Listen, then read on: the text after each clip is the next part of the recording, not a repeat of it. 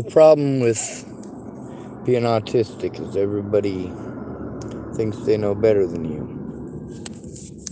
You must be retarded, and they all know better than you. Now, this guy's last name was actually Stafford, so I'm going to change it now. I did have it saved as Chris Laundry, because he works at the laundry place, but we should probably change it to what it is.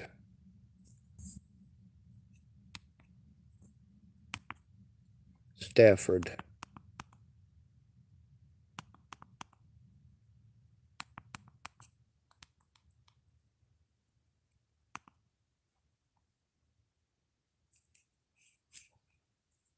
Save. Chris Stafford, Tillamook, Oregon.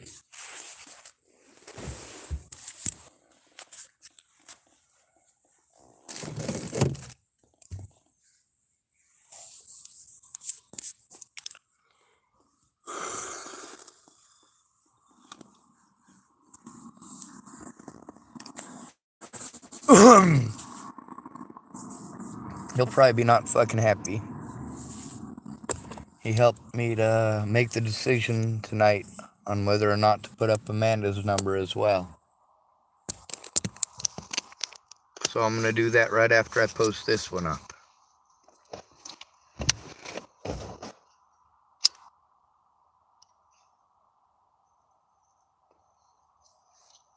Dallas Palmer is a witness.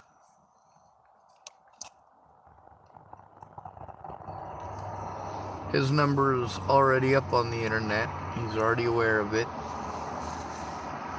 And it is recorded that I let him know that. I had to let him know that twice, actually, because I think the first time he was pretty drunk.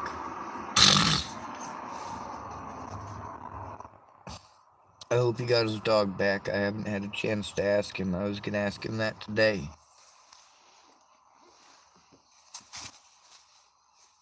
Hey, Dallas Palmer, did you get your dog back? Did you get Coors back? I saw a dog today in the back of a truck that looked a lot like Coors, and I had to ask the guy if it was Coors. He said, no, it's Odin. That's also a very popular dog name around here. I've met more than one Odin.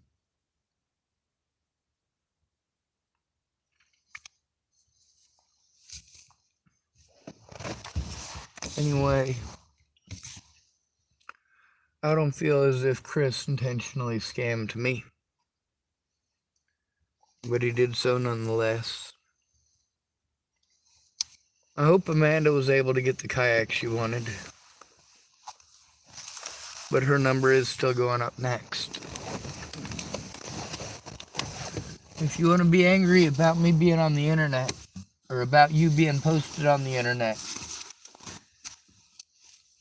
keep in mind, you only have a tiny taste of what I've been trying to show you that I've been going through. You're a little bit embarrassed because people know that you do drugs, because you admitted to it. Now, as far as Chris Stafford goes, I can forgive him.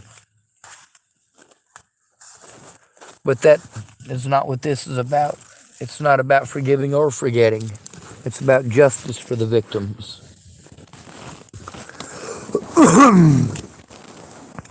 How many people in this town have told me that turning in the crimes against me won't work? It won't work. It works for other people. What's the difference between them and me? It's a matter of popularity, and you all fucking know it. Most of these people who are recorded on my channel, they're not pretty people. The ones who are pretty, the cops actually listen to. The ones who are good looking, the courts will listen to. That goes for the men and the women.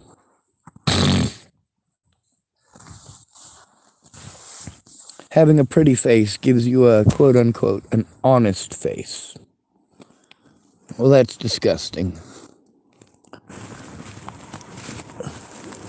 Judging how somebody's honest or dishonest based on how they look. A lot of these people who are pissed off at me,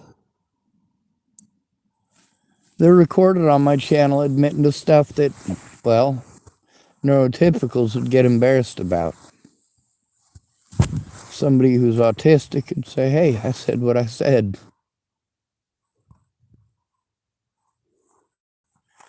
If my words didn't come together right, they didn't come together right.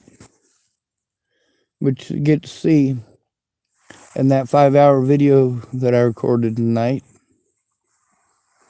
that no matter what, Chris just couldn't help himself but talk over me, berate me, belittle me, talk down to me, anything but actually listen to understand. If just one of my words doesn't come out of my mouth right, he's got to make an argument out of it. Or, oh, well, I didn't do that. I didn't. Shut the fuck up and stop making it about you. When people start telling me about their family members who are autistic, I used to fucking listen and believe that maybe they understood, but they don't. Don't tell me about your autistic son, your autistic brother, your autistic uncle. Because telling me about them doesn't get you familiarized with me or my situation.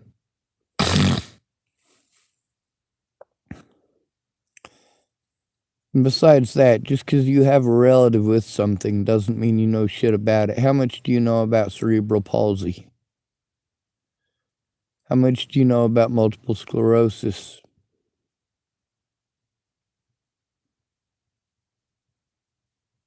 How much do you know about spinal meningitis?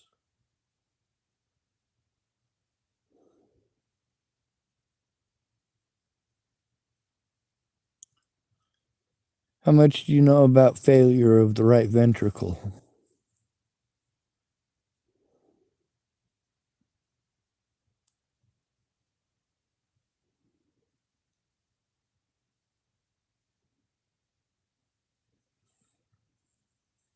You don't really look this shit up until it happens to somebody you care about.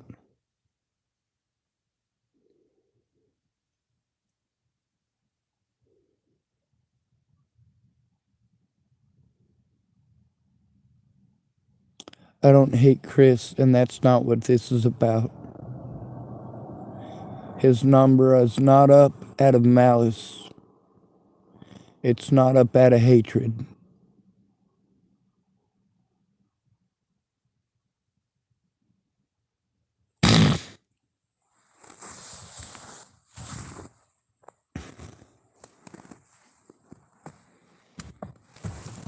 If I give somebody a tiny taste of what I go through,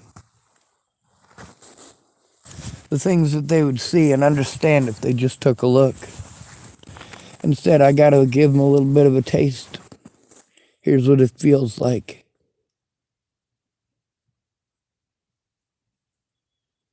Meanwhile, you've got your friends and loved ones who will protect you and back you up.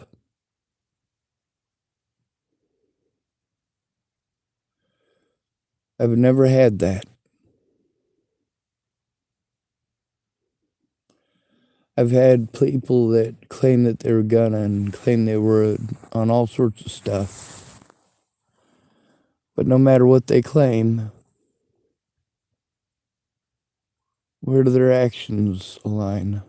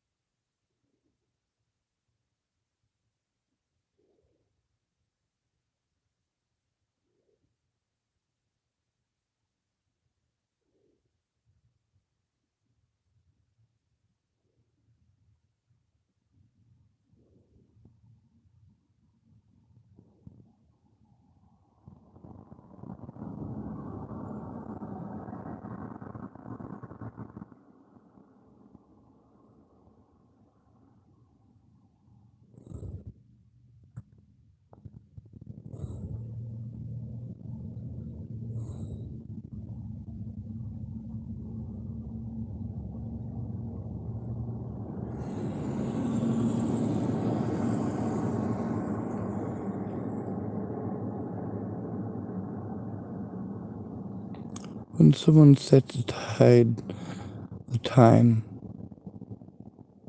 because you say you're gonna.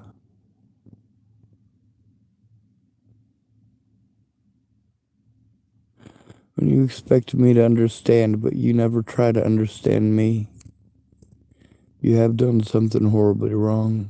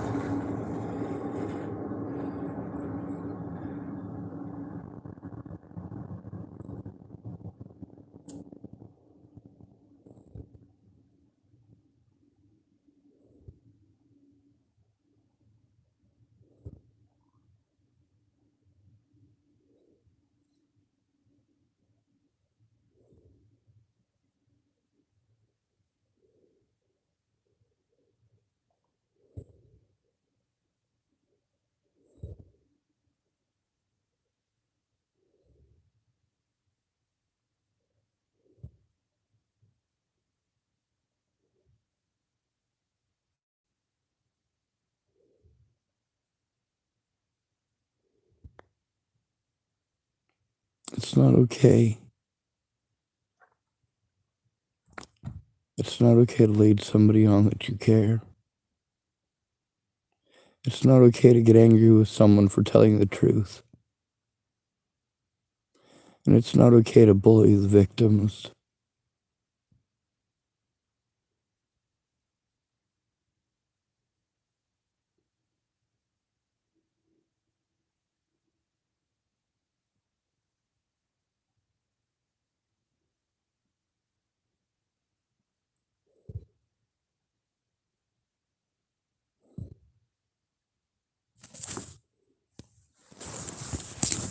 I'm overwhelmed, goddammit. I know Chris is not gonna ever actually listen. He doesn't care.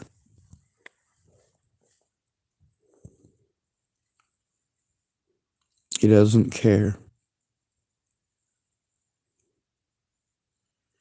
He doesn't understand the safety risks and issues and doesn't try, just like Dallas. I like both of these men. Both their numbers are on my YouTube channel for a reason. Dallas is a witness, and Chris is an asshole.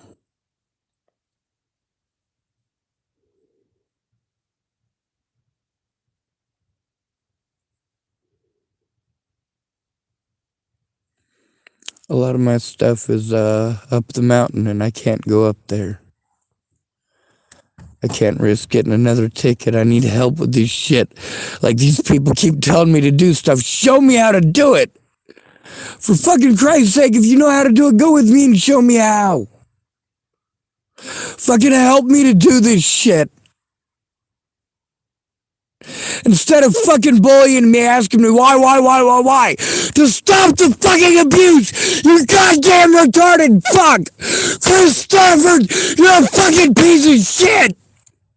You do not get to throw in my face any of the fucking cockamamie, retarded goddamn shit that you did, cause all you did is waste my time and pretend to give a fuck!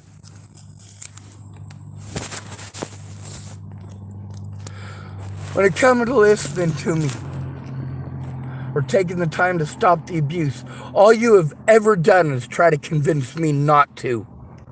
Just to take the abuse. You're a fucking cowardly piece of shit, Chris Stafford! A coward! A coward!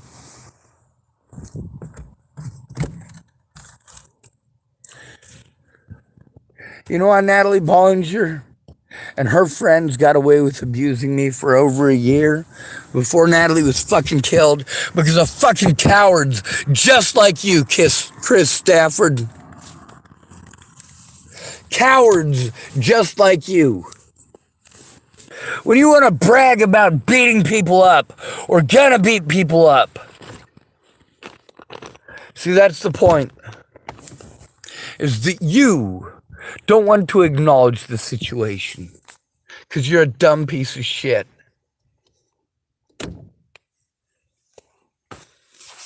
I asked you if your son was raped for a reason. If your son was raped, what would you do? Would you turn it in? He said, yeah. I said, when? He said it wouldn't take him 10 seconds.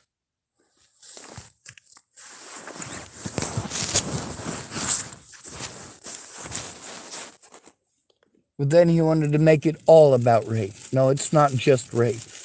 Rape is not the only fucking heinous crime out there. Taking advantage of an at-risk adult is just as bad. Matter of fact, it's worse. Because the cops are more likely to shoot a disabled adult than a disabled child.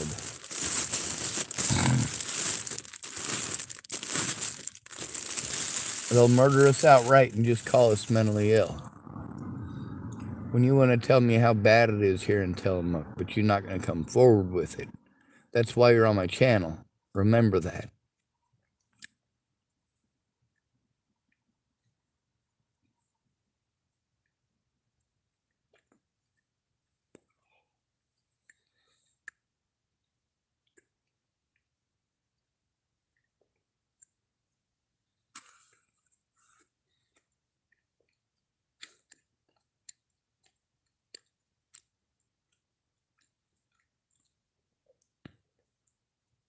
I've been victimized sexually, physically, financially.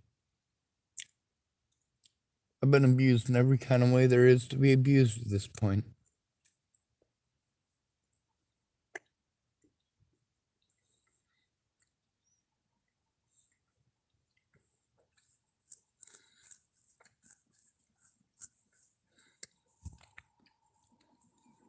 None of these people can shut the fuck up long enough to understand.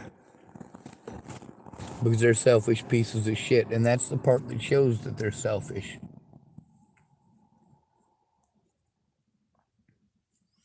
Unlike the people that bitch at me like I'm a goddamn AA meeting, I'm not bitching just to bitch. I'm trying to get help for all of us.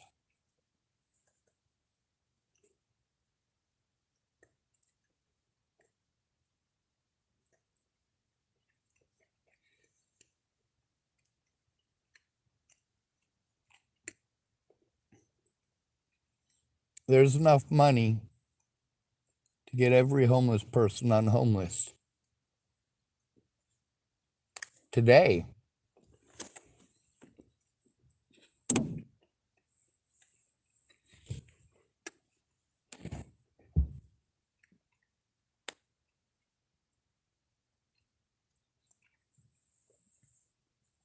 There was a man by the last name of Miles. Miles. His family was paid $3.2 million in Boulder, Colorado over a false arrest. $3.2 million.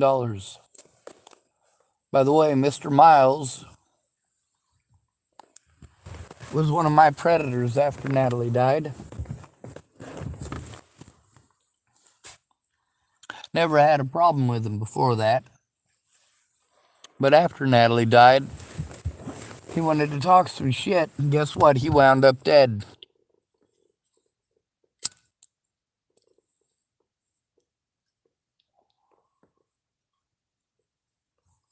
I can't even remember his first name. I knew that kid in real life. Well, he was an adult actually, but imagine the Boulder Police Department did that shit, and his family got $3.2 million. Imagine how many homeless people that would get off the streets.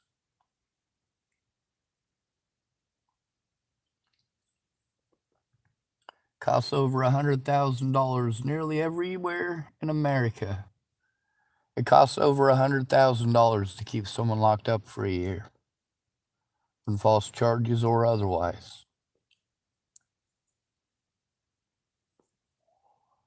That's a lot of money, and it makes the cops look like they're doing their jobs. Oh, look at the number of crimes that we busted the criminals for. No, you didn't. You forced those people into a situation of desperation, just like Chris Stafford.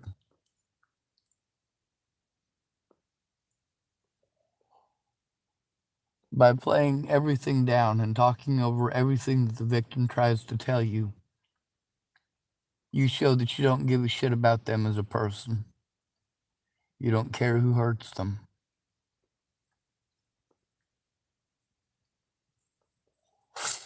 Now, that lady tonight, she didn't want to give the cop her name.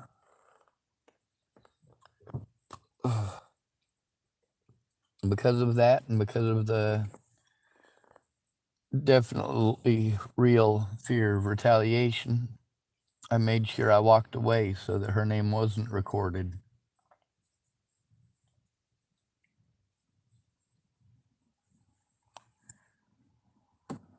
Not by me, anyway. It was so that she could turn it into the cop. And if somebody's dead, yeah, you do have to give your name. I don't mind giving my name up. I also don't mind going to prison to protect your children. I've been to jail to protect people's children, and I've been to prison for the same thing. In reality, I was in prison for trying to tell in a bad cop, a child molester, and Leslie Snell. Leslie Snell knows a lot of my predators. We'll start with 4 of them. She knows Carl Snell, who threatened my life not once but twice with Christopher Kurth. He later apologized.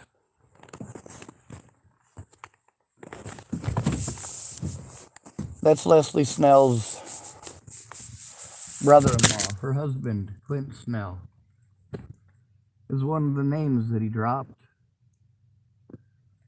when they were talking about other people in town who wanted to kill me too. Clint Snell is Leslie Snell's husband.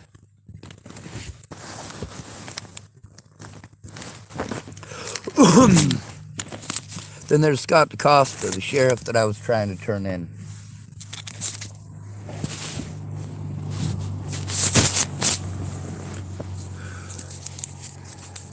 And then there's her friend and neighbor, registered sex offender Robert Franklin Warnick.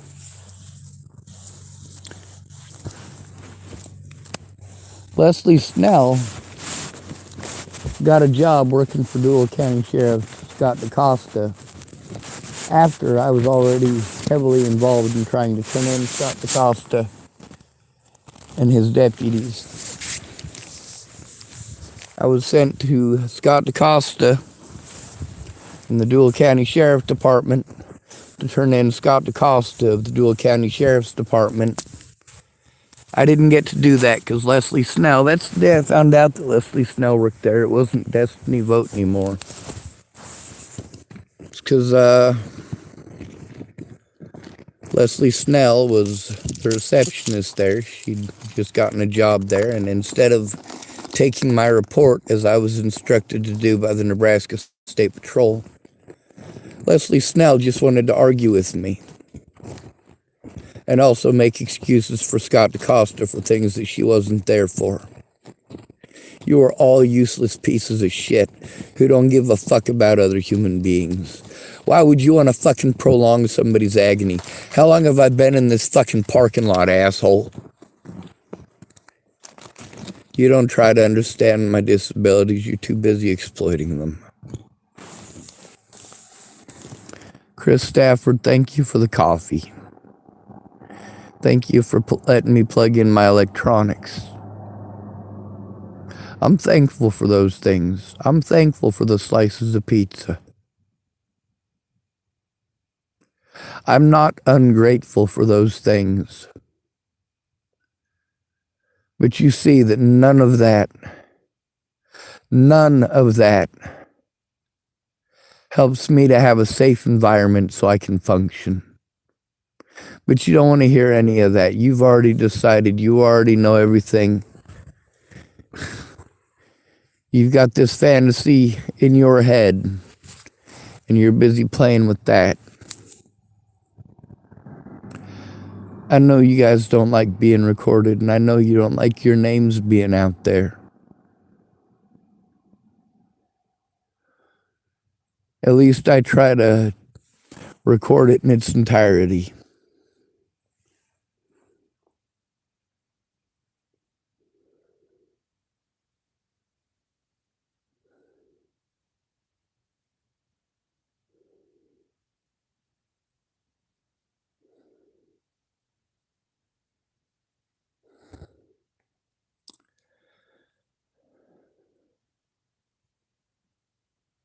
When you say he's young, he's young, he's young, I don't give a shit.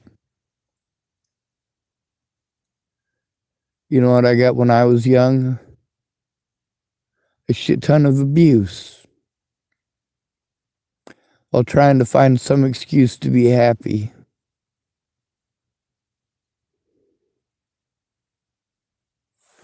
Once in a while, I even let myself believe that the people who claimed they were my friends actually were. But I got to see what happened to Adam Garrett and Matt Worley and Case Morris, Chris Stegeman.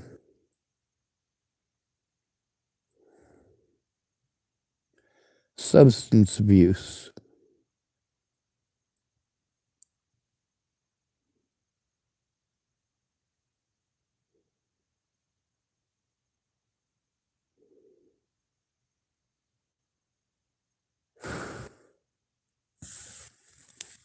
Anyway, I should probably end this video. It's pretty long. I'm dazing in and out of consciousness. It's because when I'm almost asleep, I remember I don't get to see any of my loved ones ever. I don't get to have conversations like we used to.